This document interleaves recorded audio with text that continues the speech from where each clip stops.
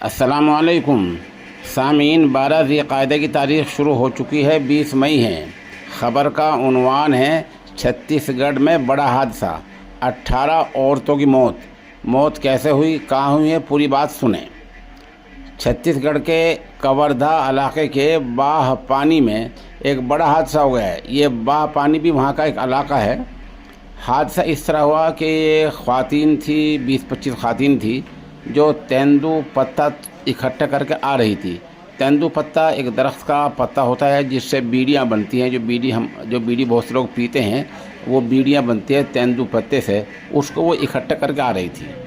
جس گاڑی میں آ رہی تھی وہ گاڑی حادثے کا شکار ہو گئی اور 18 عورتیں موقع پر ہی ہلاک ہو گئی۔ ان میں بسمت بائی، لیلا بائی اور شنکر بائی، کرن، شانتی، سونم بائی وغیرہ شامل ہیں۔ یہ 18 عورتیں ہیں، یہ سب کی سب لقمہ اجل ہو گئی ہیں۔ اس حادثے پر ملک کے صدر جمہوریہ اور وزیر اعظم نے بھی رنج و غم کا اظہار کیا ہے۔